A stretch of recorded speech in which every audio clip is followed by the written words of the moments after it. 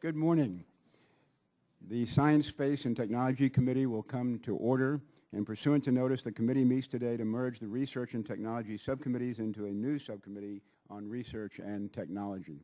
We will also adopt revised subcommittee rosters that reflect this merger and seat the committee's newest members, Democrat Robin Kelly of Illinois and Republican Chris Collins of New York, on subcommittees. After any discussion and debate, we will vote on the three items that have been noticed. First, on an amendment to Committee Rule 6B to merge the subcommittees, then to adopt the amended majority subcommittee roster, and finally to adopt the amended minority subcommittee roster. Immediately after we conclude this business meeting and adjourn, we will reconvene for the full committee hearing on the Department of Energy, Science, and Technology priorities with testimony from Secretary Moniz.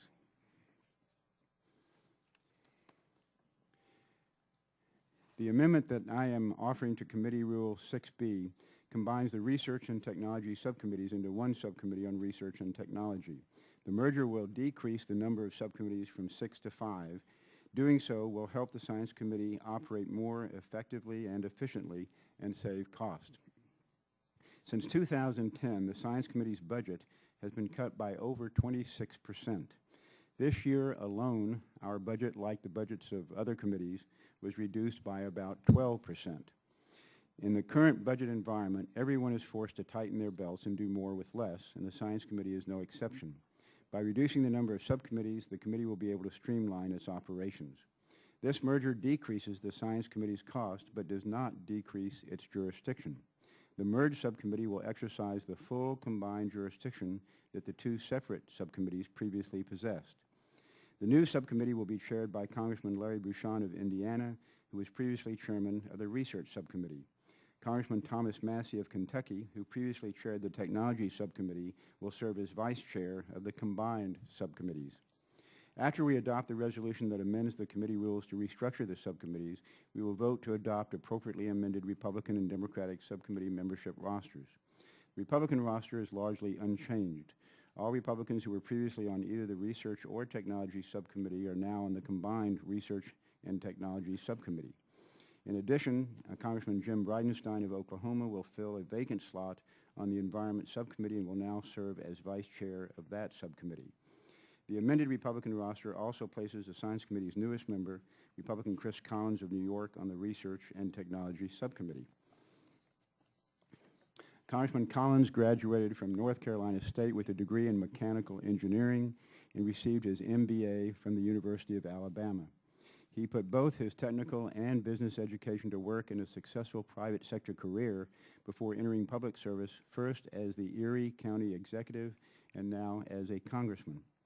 He keeps a sign in his office that reads, "In God we trust, all others bring data." No doubt this approach will greatly benefit the committee. I now recognize the ranking member, the gentlewoman from Texas, Ms. Johnson, for her opening remarks. Thank you very much, Mr. Chairman. I just want to take a moment to say that Ms. Lipinski will be ranking member of the newly emerged subcommittee. And I also want to thank Ms. Wilson for her very detailed and good work on the technology subcommittee, who will be moving to the combined committee as one of the leaders, and I want to welcome her continued involvement. I want to take a moment also to recognize our newest Democratic member, Ms. Robin Kelly, from the 2nd District of Illinois. She has been on the committee for a couple of weeks, but we haven't had a good opportunity to introduce her, so I am excited about the fact that she will be serving. She has a strong interest in STEM education and energy issues, and so we're excited about having her, and I thank you and yield back. Thank you, Ms. Johnson. We will begin with the adoption of the proposed amendment to Rule 6B of the committee rules. Copies of the rules are in your folders, and copies were previously circulated to each of your offices. Is there any further discussion of the amendment to Rule 6B?